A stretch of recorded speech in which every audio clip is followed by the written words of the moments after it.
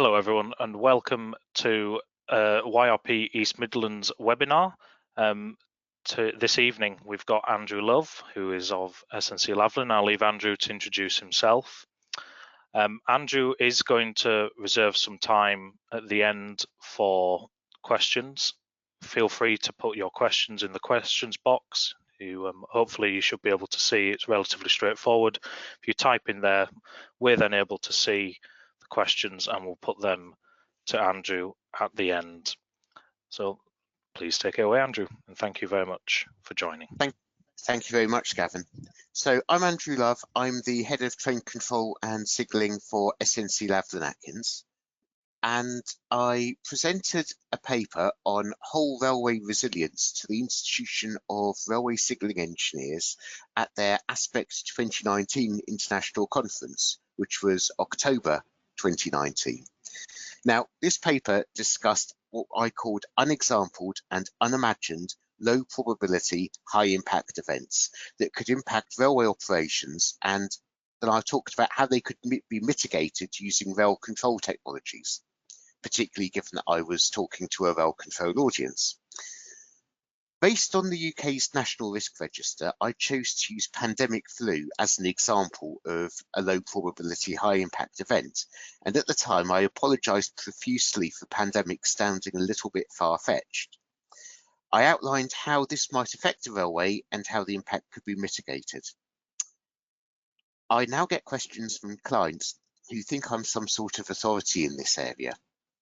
Oops. I'm not, I'm a signalling engineer. So this presentation is based on what I presented last year. I've deliberately changed as little as possible so you can see what was predictable and the differences between what I thought then and the reality in which we're currently living with COVID. I hope these differences will form part of the discussion in the Q&A session which follows this paper.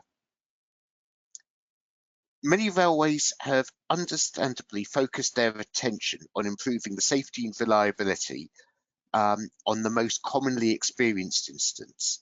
However, this approach neglects the mitigation of low probability, high impact events that might only be experienced once in the life of a transit network, but would be significant, potentially catastrophic, should they occur, such as the wide-scale power or communication failures and earthquakes.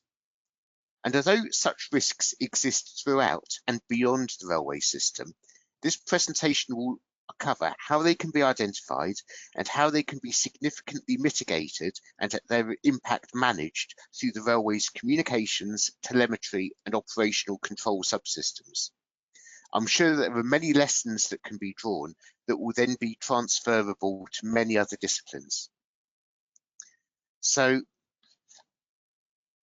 when I submitted the final text of this paper, it was May 2019. Low probability, high impact events sounded, well, a bit improbable.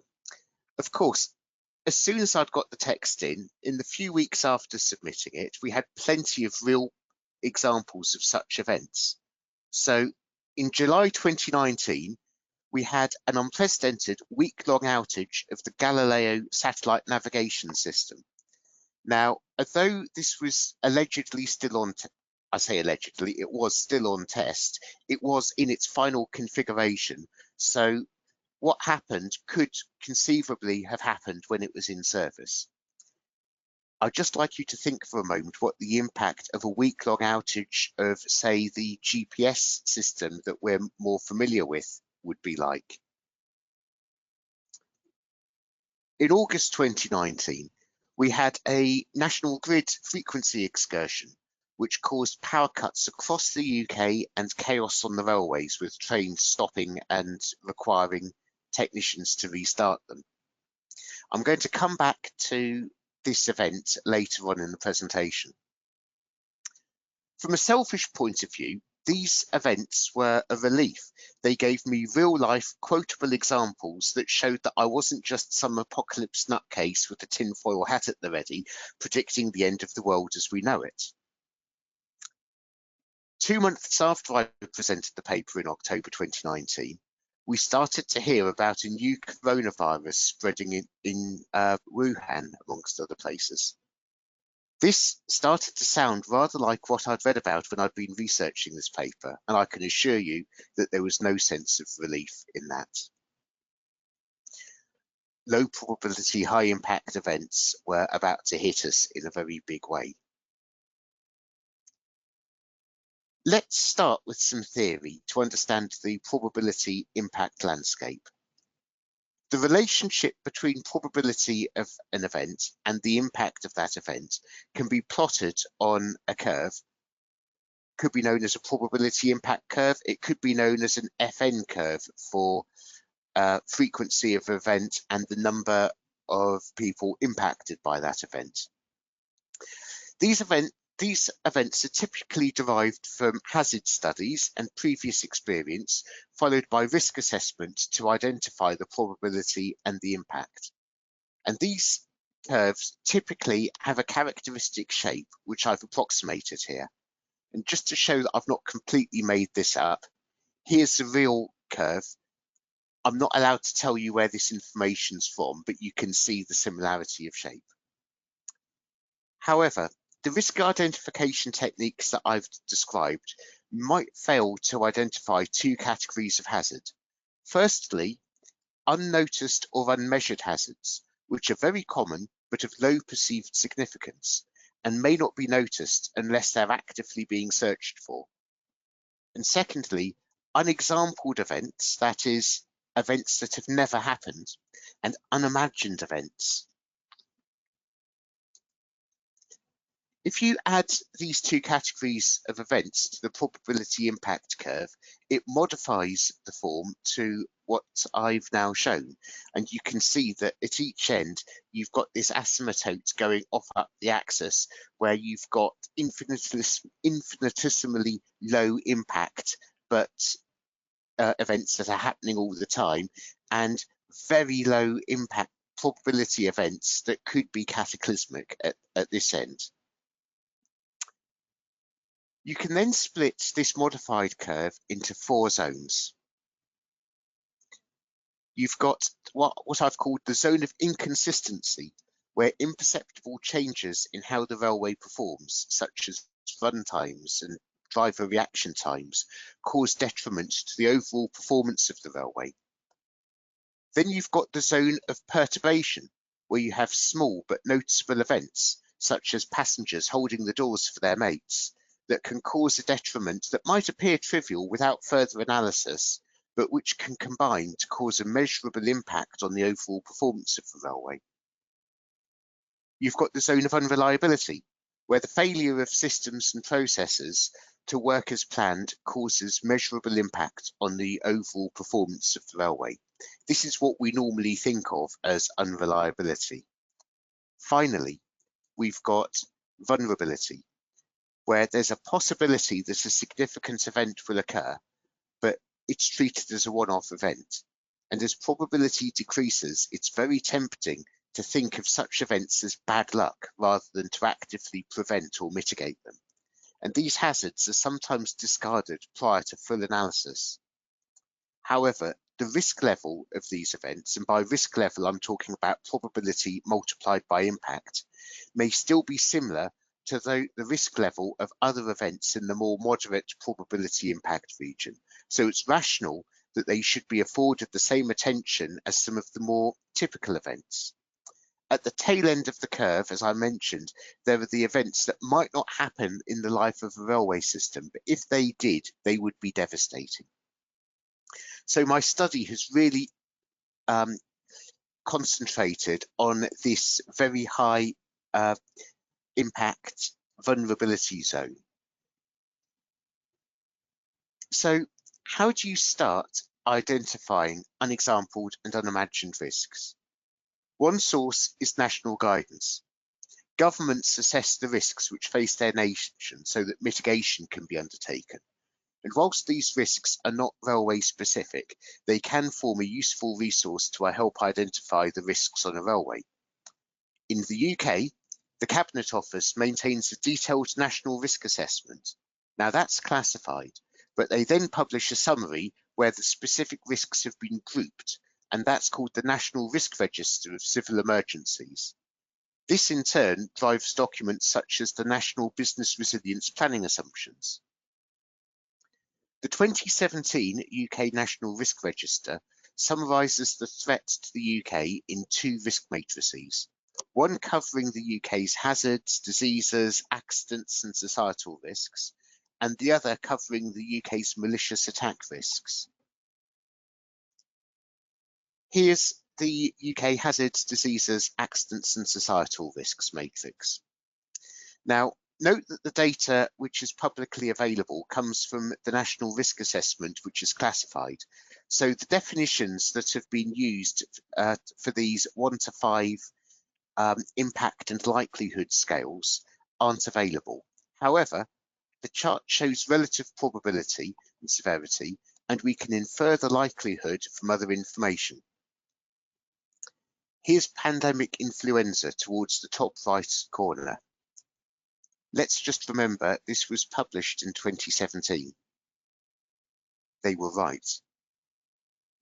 It might not have been pandemic influenza, but it was a pandemic. Here is the matrix for malicious attacks.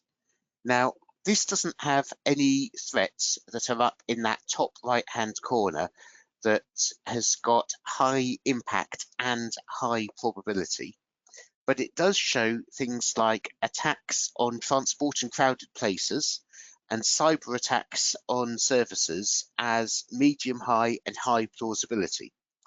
And it's worth noting that sadly, both of these have happened since this report was published in 2017.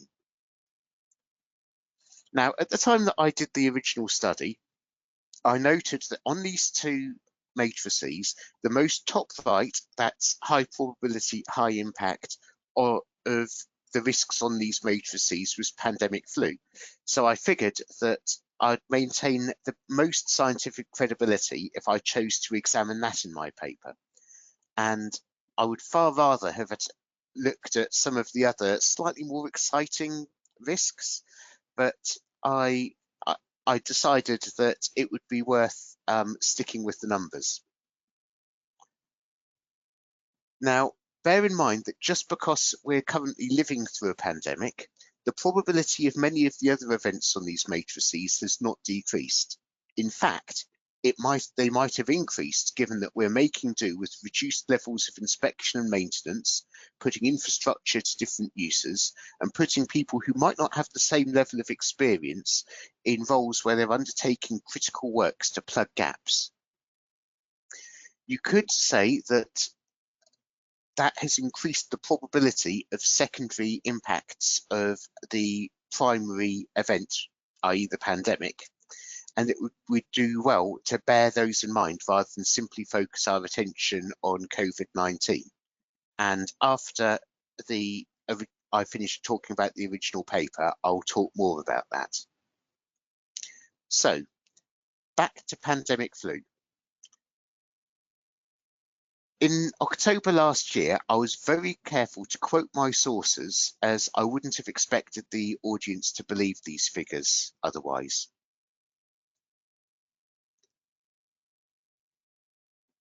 It was expected that up to 50% of the UK population could experience pandemic symptoms. We could have 15 to 20% absence rates in the peak fortnight of the pandemic, with certain specialised teams having to plan for 30% absence and absence going up to 50% if staff have caring responsibilities. I have to say that the impact of school closures wasn't clear in the unclassified version of this analysis, so I don't know whether that is included in the 50% for caring responsibilities or not. It talked about fatality of up to 1.13% of the population, supply chain disruption if borders are closed, and lack of performance from suppliers due to staff shortages within their own organisations. If you think about what's happened under COVID, those figures don't feel like they're utterly unrealistic. It might be that the fatality rate is at the lower end of that scale, but maybe the absence rates were underestimated. And of course, this was still working on the assumption that people would be going to a workplace rather than working from home during a lockdown. So how did I think that a pandemic was going to impact the railway? I thought about staff absence, whether it's because the staff are ill themselves, because they're caring for people who are sick, because they've been bereaved, because they have fear of becoming infected, or because they simply can't get to work because of travel or other logistic difficulties. I considered the impact of suppliers failing to deliver, and particularly international supply chains, where the impact of a pandemic in another country might be different to the impact of a pandemic locally. And when I'm talking about supply chains, I'm not just thinking about suppliers of technical services and spare parts. I'm considering all the other support services, the catering, the cleaning, getting staff to where they need to be to perform their duties, maintenance services. I considered the change in ridership due to passengers being sick, and the fact that you would require increased sanitation to prevent cross-contamination between passengers.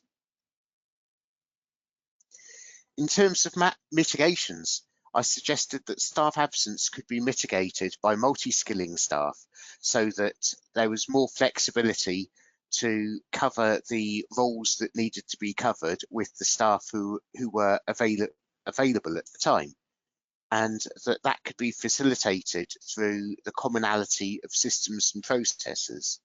And that could be at a technical level, for example, making sure that a signalling control system that controls one bit of the railway is similar to a signalling control system that controls another bit of the railway.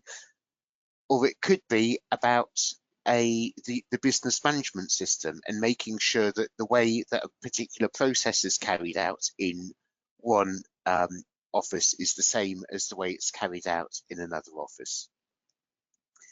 It could be through prevention, and that could be through things like vaccination, making sure that you've got the right incentives in place and you've cleared all the blockers so that your staff can get any vaccinations that are available, that you can sanitize the workplace to make sure that you don't get transmission within the workplace.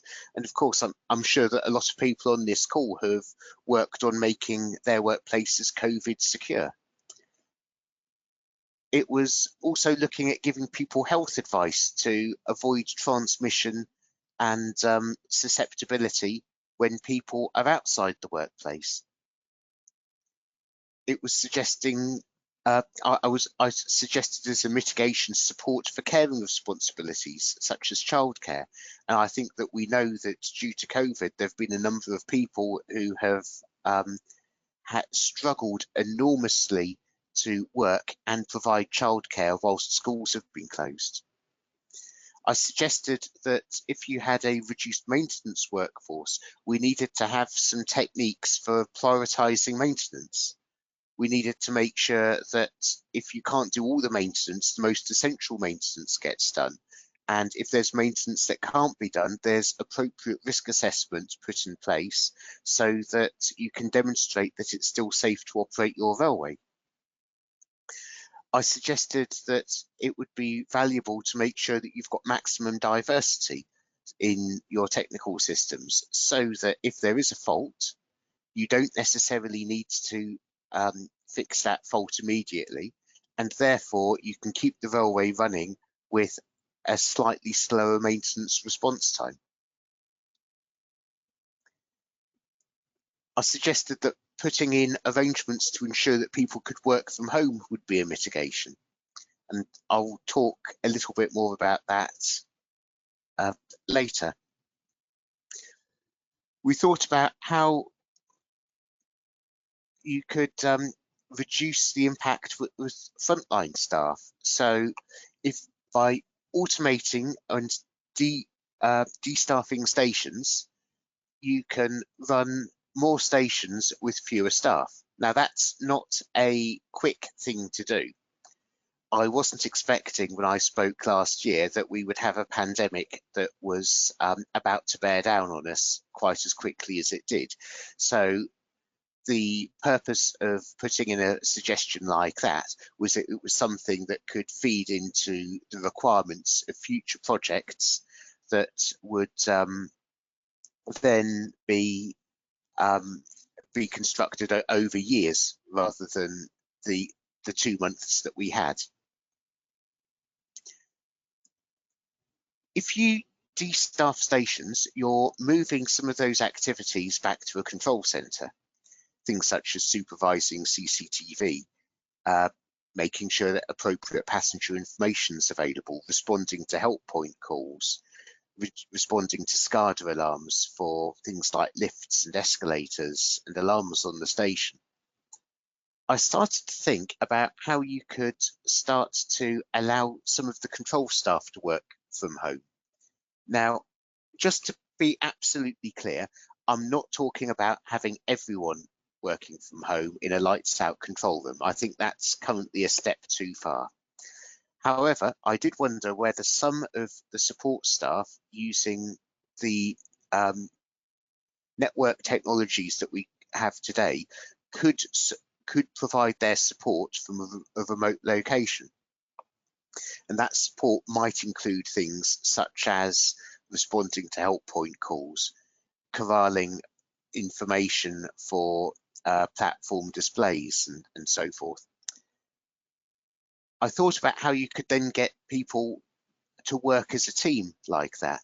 And it struck me that that is a problem that has already been solved by the gamer community, using headsets and real-time speech to be able to communicate whilst they're participating in a game, perhaps as a team. And as with many other technologies, we could maybe leverage what gamers had already solved and apply that same technology in a railway control environment, so that people who aren't physically in the same room can talk and come up with strategies and pass information as if they were in the same room.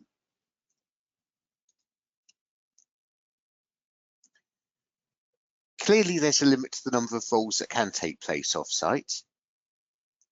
Clearly, there are additional facilities such as the communications device that I've proposed.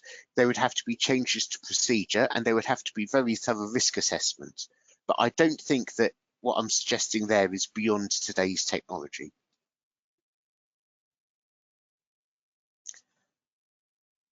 I talked about mitigating the impact of suppliers failing to deliver. So some of that involves understanding the correct stock levels for critical components. And that is no different to what you need to do on a railway under normal circumstances. You need to understand what components you need, what your failure rate is, how long it takes to restock, what the tolerances around that are, and then determine the stock levels that are required. However, you also need to understand when the time taken to restock is going to be adversely affected. So I've proposed that we needed systems that allow suppliers to communicate in real time their ability to deliver. And that way, if they are slowing down, it indicates that you might need to increase your stock level. I also suggested that there need to be arrangements for alternative suppliers. If you have a critical component and you can't get it from your usual supplier, have you identified the alternative suppliers? Have you demonstrated that the alternative suppliers can supply exactly the same parts to the same quality, to the same timescales? And if there are any differences to any of those factors, have they been assessed technically, and has there been a risk assessment to cover that? In terms of how you would mitigate change in ridership due to passengers being sick, it struck me that you need to be able to change service patterns to match the limited resources to the limited demand. And I know that there have been many railways who've been doing exactly that, particularly during the first lockdown. The demand patterns have changed enormously, and looking in London at the most popular stations, the top 20 most popular stations have changed beyond any recognition of what happened before under normal conditions.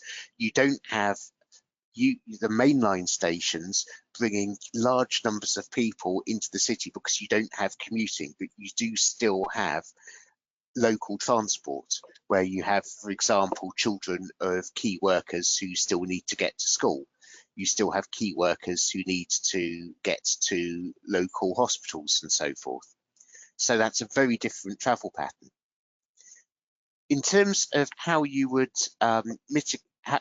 match that, I'd say that's a great example of where technologies such as traffic management come in, where you can start to adapt the timetable and understand what works in very short form, and you massively reduce the amount of time that would be taken compared to manual timetable planning. A key question is, how critical is this railway anyway? So there are some railways that are like utilities. If they don't run, then the entire area stops working. You have some railways that are nice to have, and you could put in a bus service to substitute it, and the level of service is not perceptibly different. And it's worth understanding the criticality of the railway before dying in a ditch to make sure that it stays running. And by doing that, you can concentrate resources on where they really matter. In my paper, I proposed that there needed to be a standard way of looking at how a railway could be made more resilient. And a technique that we use internally at SNC-Lavalin is what we've termed our whole railway resilience model. Normally, if you've got a system that you want to make resilient, people think about putting a backup system in place, so that if the primary system fails, the backup system works. Now, that's a technique. I've called that asset diversity. You've taken an asset and you've put a backup in place. There are other forms of diversity. If you've not lost an asset, but you've lost a location, what you want is spatial diversity. If you want to make sure that both your primary and your backup system don't fail together because they've lost power, for example, you need utility diversity.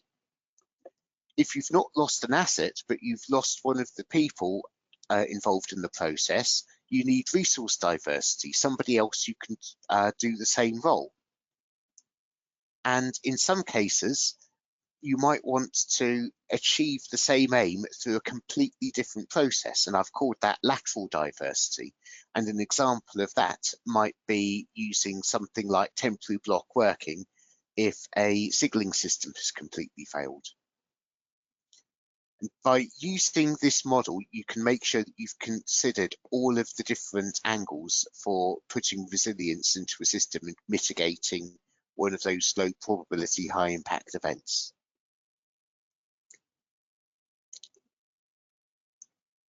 One of the things that we recognised was that people in the control of infrastructure need to understand what's happening with a low probability, high impact event. It might not be obvious from the systems in the control room, that is, assuming that they're still working. It might be that people who are on the ground have got a better idea of what's going on, but can't communicate it. We had the idea that you could maybe get that missing situational awareness from social media. We're in an age of social media where a high proportion of passengers carry smartphones, and whenever something out of the ordinary happens, people like to comment on it. We suggested that there might be a way of taking that information and making it available for decision-making purposes. Control systems are characterized by having high integrity, providing coherent information, unbiased information, but information that might lack context. Social media, on the other hand, is characterized with low integrity information with lots of supposition. It's incoherent, it's biased, but it does give context. However, it might be deliberately misleading, and I know that the media have developed techniques to identify when social media messages are not just incoherent and biased, but have been deliberately created to give a false account of what is going on the ground. And this isn't just about state-sponsored actors peddling fake news. This is about people who, for reasons of their own, simply put incorrect information into the public domain. The sweet spot that we're trying to hit is coherence with context and managed uncertainty. And I have proposed that through analysis that might involve machine learning, might involve artificial intelligence, the social media can be combed for trends, and those trends can be presented with a comment on the level of certainty.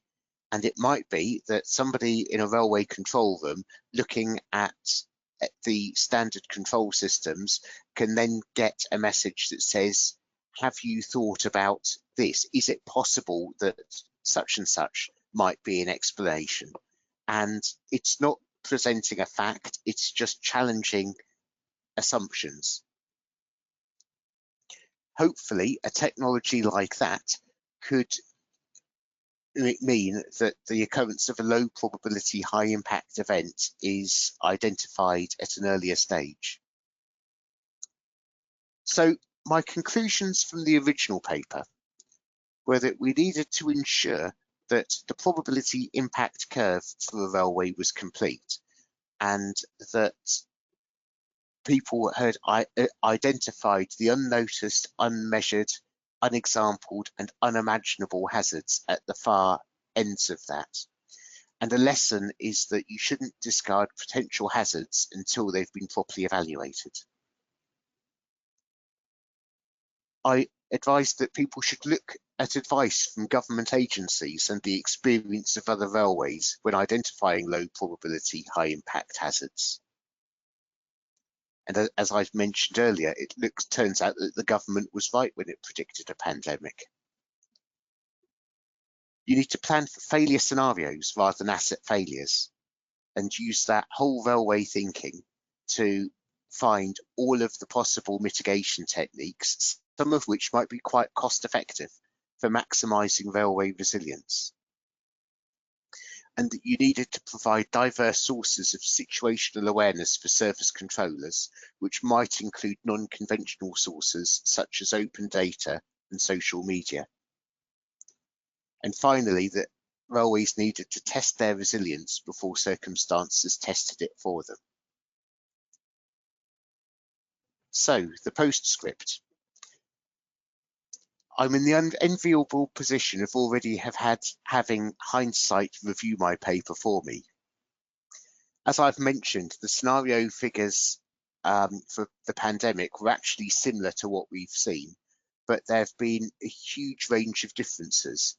I missed issues such as how do you keep mainline train guards turning up to work, which is an issue that I know a number of train operating companies wrestled with, given that guards pointed out that their job involved pushing through crowds of people. I missed mitigations such as calling back skilled staff who'd retired or moved to other professions. And I know that the UK Mainline Railway has done that with great effect to plug some of the holes in their system. But the question I get asked most of all is what else could happen? We've seen that the pandemic could happen. What else? So just because we've had one low probability high impact event, it doesn't prevent others from occurring. It might even be the same type of event. So as an example, whilst we're all watching one pandemic, are people aware that there have been 5 significant cases of highly pathogenic avian influenza in the UK that have led to bird culls? There's the risk that that can spill over into humans. I don't think that's going to be the next thing, but it's clearly there in the background. The probability of another event might actually have increased. And that could be, as I mentioned earlier, due to infrastructure condition, because people have delayed investment, there's an increase in the maintenance backlog, or because people have used substitute parts and maybe haven't understood the risk implications of doing so. It could be that there's a reduction in non-infrastructure preventative measures. So those include things like training, epidemiological modelling and monitoring. So as an example, we've noted that the routine monitoring on MERS, the Middle Eastern Respiratory Syndrome, has actually all but ceased in the past year because all the people who were doing that have moved to looking at COVID. It could be that there's a lack of available experience, and that means that you have inexperienced people performing tasks today that mean that you've lost a mitigation between a hazard and a low probability high impact event. It could be that it's triggered by financial instability.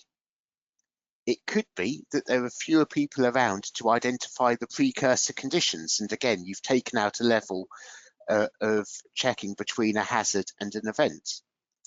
It could be that there are other state actors who are looking to kick us when we're down, and when I say us, that's not one particular country, that could be any country or any organisation.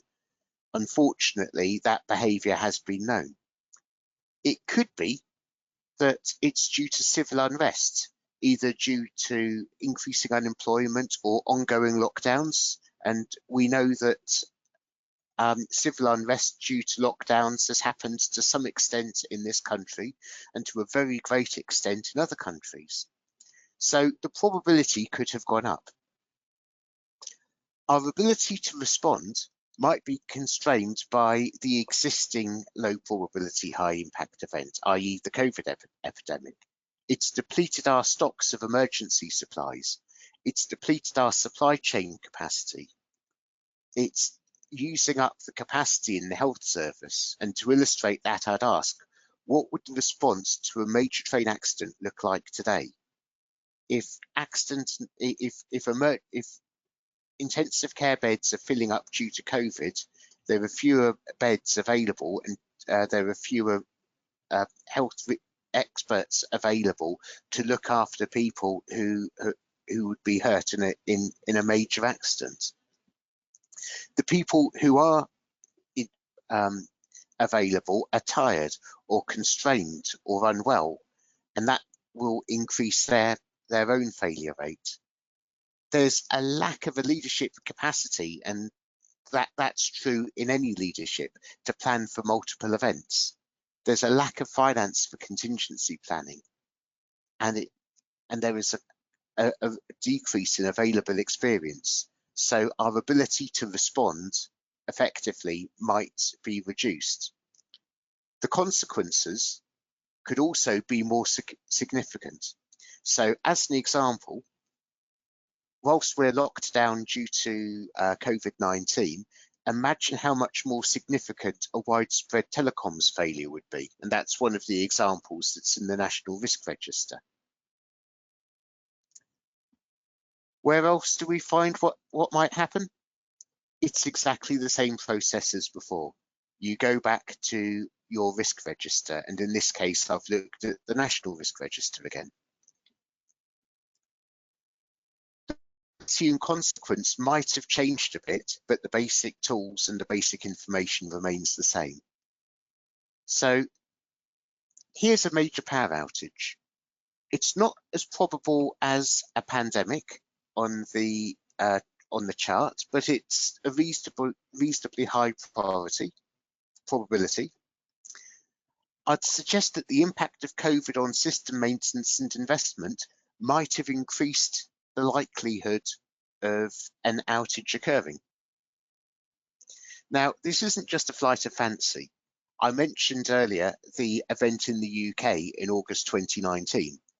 I'd also note that in other countries, there have been significant outages due to, for example, the wildfire in California, and there have been a series of outages in North America, both US and Canada, where there have been significant losses of supply. This week, the UK National Grid is currently operating on a reduced margin between generation and demand. Now, don't worry, they've got that one in hand. They put out a notice that asks people to produce more energy, reduce energy usage, and that increases the margin. And that's great unless something else unexpected happens. So in terms of a power failure, there are a whole load of different scenarios. It could be a local failure. It could be a wider failure of part of a national grid, or potentially even the entire national grid. It could be that it's triggered by a cyber attack, and that's another example of the risks on that matrix interacting with each other. It could be that it's to do with a supply and demand imbalance, and that could be down to over-reliance on import and export. So as an example, the UK typically imports power from mainland Europe and exports power to the Republic of Ireland. It could be that if you have a failure in one country, that causes a loss of import or export, and then that causes a cascading failure. I don't know the answer to this, but I'll just put it out there that potentially Brexit and the changes to the arrangements used to coordinate different power networks could cause a increase in the probability of this risk. There might well be people on this call who can say that I'm talking rubbish there, and if so, I'd very much like to hear some of the information on that when we get to the Q&A. I'm obliged to include this. The biggest cause or the biggest thing that's a very, very low probability, very, very high impact on a power system is an electromagnetic pulse, which could be deliberate. It's much more likely to be solar activity, but even then, that's a very, very low probability. However, we are just at the start of a new solar cycle, and it's one that's predicted to be more active than the ones that we've had previously. So it could be that if solar activity causes a power failure, it will do so sometime in the next 6 years. What are the consequences of power failure in a railway? One of the significant risks on a surface railway is that it leaves passengers in very inaccessible locations, either getting very, very hot in the summer or very, very cold in the winter, both of which could cause them significant distress. In a subsurface railway, the big risk is ventilation. Use electricity to push air through the tubes, either with large fans or by the piston effect of trains moving around. And if you lose ventilation with a very large number of people, then clearly that could cause devastating consequences. I should say that that is a risk that is incredibly well mitigated in my experience, so please don't lose any sleep about it.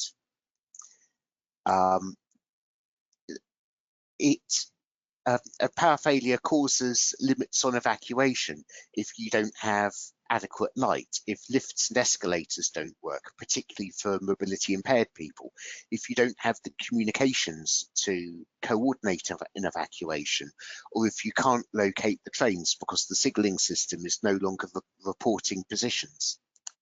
If you have a wider power failure that's impacting more than the railway, then you have lost all of those utilities that you need to support railway operations, and that can sometimes be as constraining as losing power to the railway itself.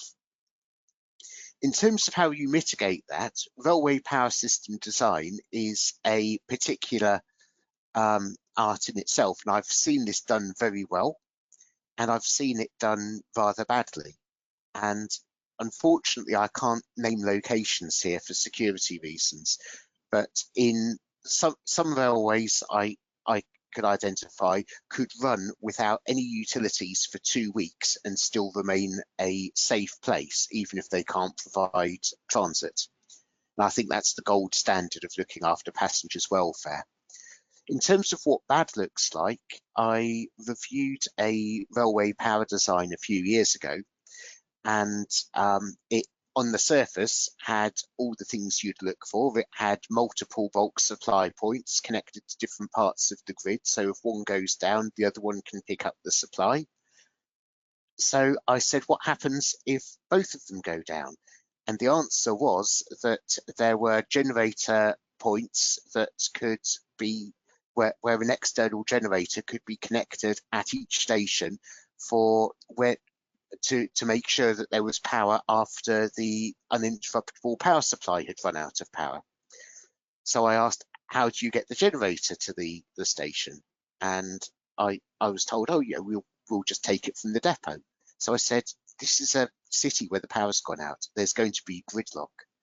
And they said, oh yeah, we see that there's a problem. So I said, well, you're going to connect it up outside the station and plug it in. This is a city where the power's gone out. How long do you think that generator is going to stay there? And the answer was, oh yeah, that's a problem. We'll chain it up. Haven't you heard of bolt cutters? Oh yeah, we'll put a security guard on it. I wouldn't want to be that security guard. There are going to be literally hundreds, if not thousands of people who want to get at that generator. Oh.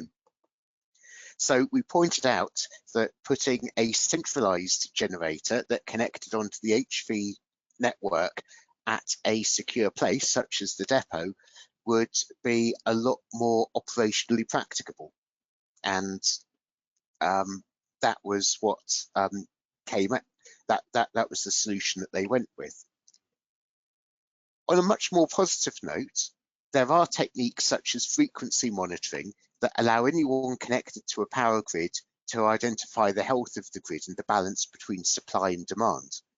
Something which we asked one of our placement students to take a look at was the feasibility of using that as a metric in a railway control room to indicate when a railway should start to shed its load.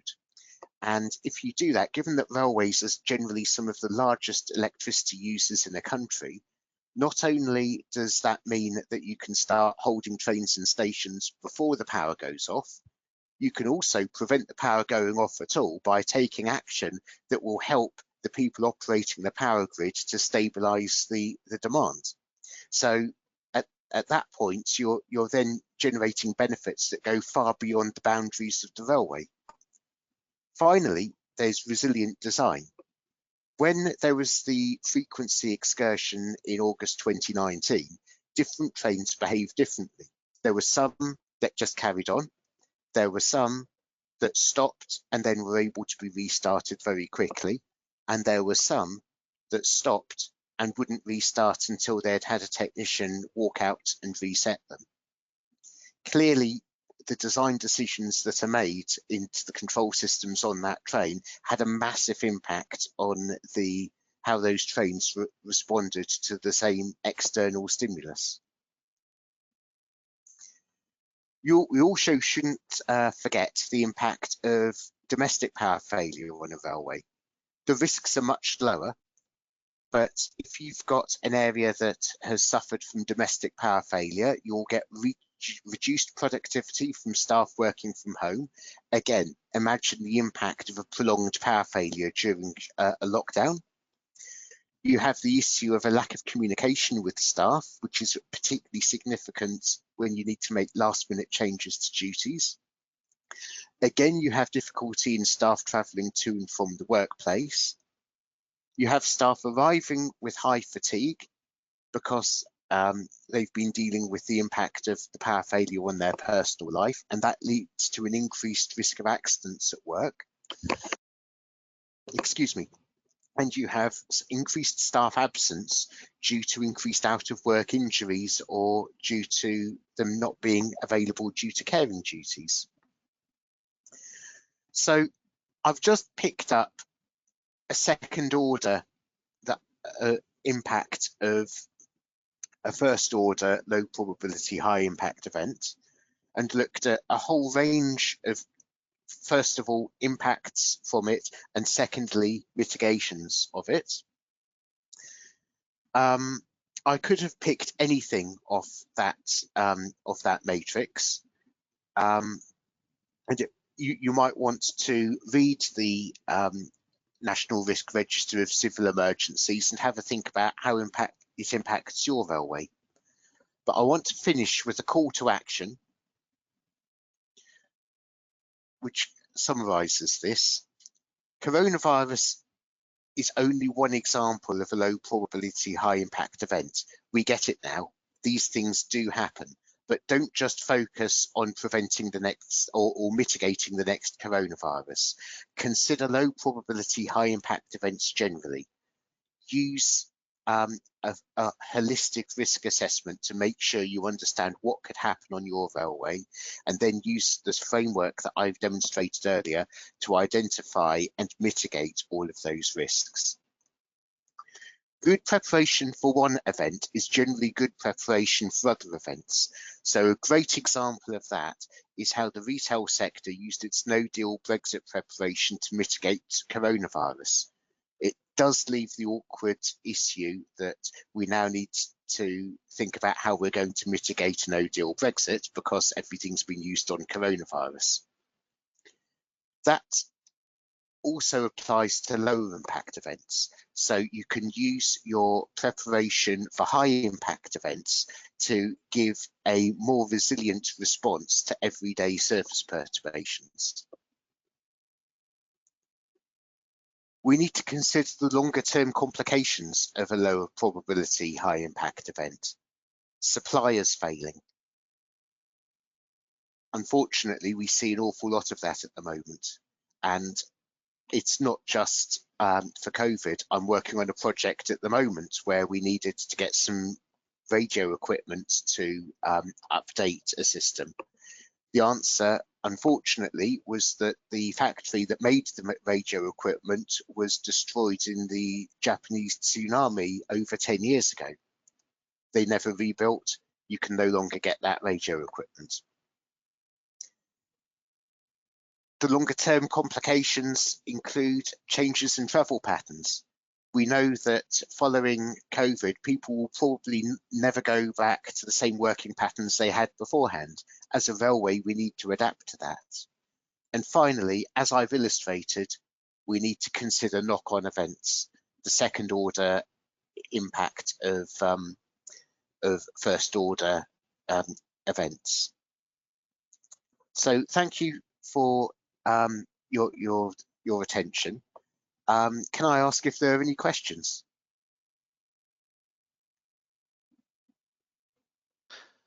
Hi there, Andrew. Thank you very, very much for that presentation. It was wonderful to hear. Yes, we have a couple of questions. So Okay. I suspect that you've done an excellent job of answering, well, providing a platform where people don't need to ask as many questions as normal. So the first one's from Paul Morris. And he asks, if media organisations have already developed techniques for managing some of the issues of social media, could these be used as a basis for systems to collect information for railway control use, rather than developing them from scratch? Absolutely, and I suspect that some of that has already happened. So as an example of that, there are uses of sentiment tracking on Twitter.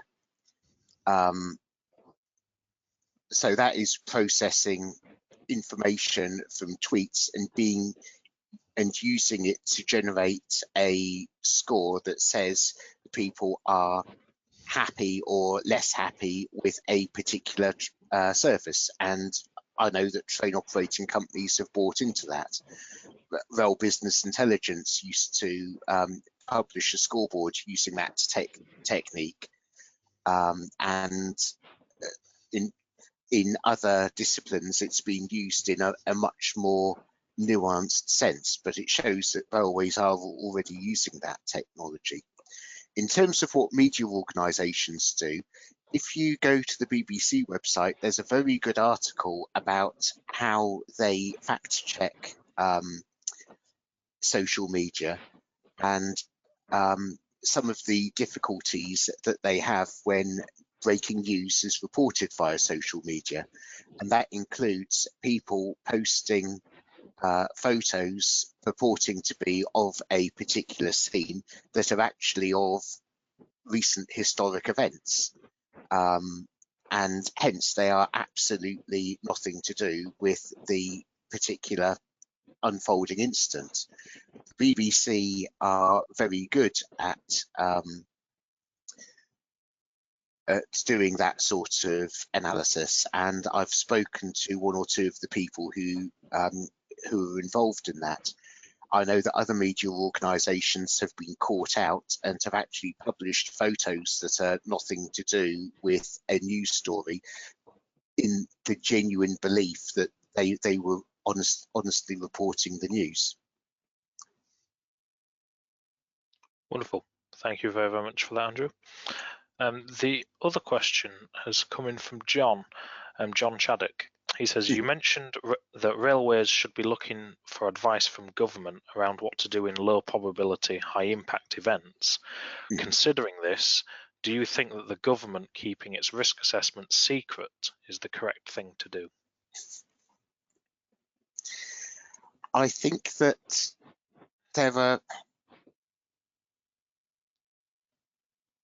the government clearly has reasons for keeping a risk assessment secret, and there are people within certain railway organisations who have appropriate security clearance, and I strongly suspect, have access to some of the more restricted information on this. So railways are not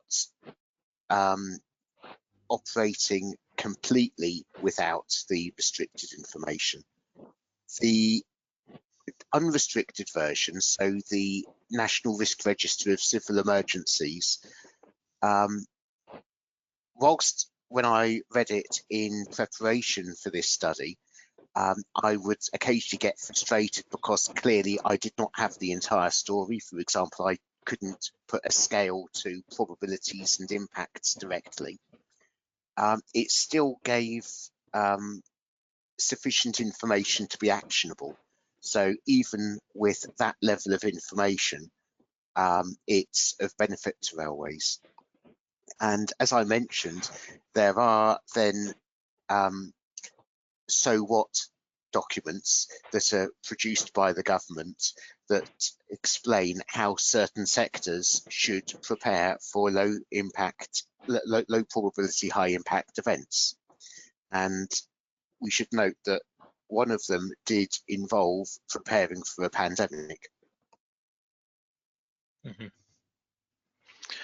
you very much, Andrew. To everyone still on the call, please do get your questions in. I have a question more about, more for the future for you, how do you see either a further extension of this body of work, or do you have something completely new eyed up for the future that we should all be aware of, so then we can prepare ourselves? Okay. I am working through this. I want to take the paper that I produced last year and completely rework it based on what we now know. It's interesting comparing what I thought last year with what has actually happened, and there were things that were right based on the source information. There were things that I missed. There are things where necessity has bred innovation, and we have come up with ways of mitigating adversity that I really hadn't imagined a year ago. But I want to do something slightly more analytical, and I'm particularly interested in the second order events and how one event leads to another event. So I'm looking at how I can start to map that out, but that's still a work in progress. In terms of what else I'm working on, I'm trying to develop a framework for rail control systems to respond to sustainability in the railway environment. There are plenty of examples of how you mitigate mitigate carbon in a single disciplinary way. So, for example, looking at how you would reduce the energy taken for a train to operate, or reducing the amount of concrete used to construct a particular feature. There's less work in how you use the entire railway as a system to reduce both the carbon involved in building and the carbon involved in operating the railway. So I'm currently working on that, and I've also expanded that to a much broader definition of sustainability. So it's not just about using less energy and causing less pollution, but it's looking at all of the UN Sustainability Development Goals. Thank you very, very much for that, Andrew. We have had another question from Joanna Limbusis, and she says, "Hi, Andrew. Thanks very much for that. That was very interesting. It would be good to understand what the reception of your presentation was like in October 2019 and the appetite to invest in resilience and how that has now changed." And Joanna goes on to say, funding is finite, and the reason usually why we can't always invest in all recommendations, especially now that a hit on railway finances has been one of the biggest consequences of the pandemic. I think those are very good points.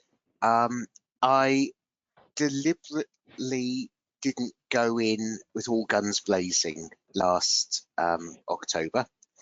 I thought I underplayed the significance, because I thought that if I went in and said what I really thought, I would it would undermine the message that I was trying to get over. I was pleased at the reception that I got. I think that I was in some ways playing to a friendly crowd, because signalling engineers are trained to think about low probability, high impact events. If you've watched a designer straining over a design because there is one particular condition that can only happen when this, and this happen, and it's not mitigated by something operationally, and you watch that person desperately trying to refine the design to get that possibility out, that is somebody mitigating a low probability, high impact event. And I made that observation, and I think that helped people understand that maybe this wasn't as foreign to them as they thought. In terms of how I've seen people react since then, it took a little time for people to understand how significant the pandemic was. I was fortunate that because I'd been reading some of the literature, I could see that all the pieces were in place for this to be a pandemic, and there was it was frankly a horrendous feeling when people around you would go, "Oh, it'll all be all right, it'll blow over by March," and you looked at the evidence and thought, "I just don't see how that's going to happen." That was quite good because it meant that we could prepare for the first lockdown at an earlier stage, and that, from a personal business point of view, put us in a very good place. In terms of how open people are to looking at preparing for similar events in the future, I think people are very interested in what they can do if there's another pandemic, and there might yet be another pandemic. But I do urge people to think more generically about low probability, high impact events and to take a structured approach to identifying them. In terms of the point that finance is finite, what I found when identifying mitigations is, first of all, a mitigation that can mitigate one low probability, high impact event can probably mitigate a whole range of events. Secondly, that it can provide better customer service in more normal times, and it means that if there's like a medium probability, low impact event, you can provide better customer service, so you're still getting a return on your investment. And finally, some of the things that we do with that, just because they make good common sense, are actually good mitigations already. So mitigation does not need to be expensive. I'll give you an example. I did some analysis for a railway, I won't mention where, a couple of years ago, that had suffered a catastrophic communications failure. One of the solutions that, to give credit, one of their maintainers came up with, it wasn't one that we'd come up with, they suggested this to us, was to get a very simple comm system, not unlike the ones that you'll see in pubs, where somebody in the bar can call down to the cellar when they're changing a barrel, or call up to the office, or call into the kitchen. So a 4-station intercom or something like that, and to wire it up between the control room, the technician's mess room, the main power supply intake for the control centre, and 2 equipment rooms. And the idea of that was that when everything went dead, which is the scenario that they had in the past, somebody in the control room had got a simple battery powered system that could call the technicians in the control in their room and say, "Look guys, we need you up here, we've got a problem." And then when they start to restore power supply, restore systems and restore operations in the railway, they've got a system that allows the technicians to coordinate between themselves before things such as radio systems and telephone systems are working again. The cost of one of those 4-unit intercoms, probably about 20 quid. It just requires somebody to have the foresight to think of it. Mm-hmm. We've just had another question in from John Chaddock. He has, thank you, Andrew. One more question. Do you know of any railways who have taken action after your aspect presentation?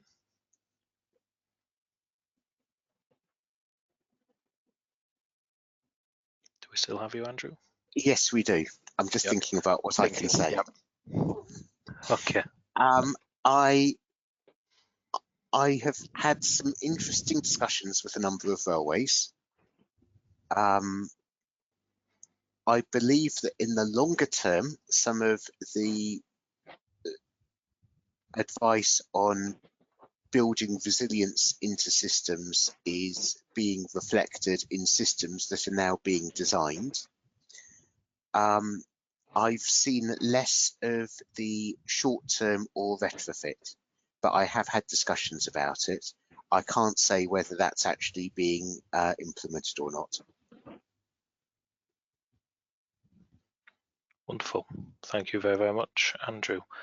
As I say, we've come to the end of our questions, and we have just nipped over our hour or so. So I'd just like to say, on behalf of East Midlands YRP, thank you very, very much, Andrew. We've just had someone add into the questions. Please pass on my thanks. That's from David Hine. So you've clearly resonated with many people this evening, Andrew.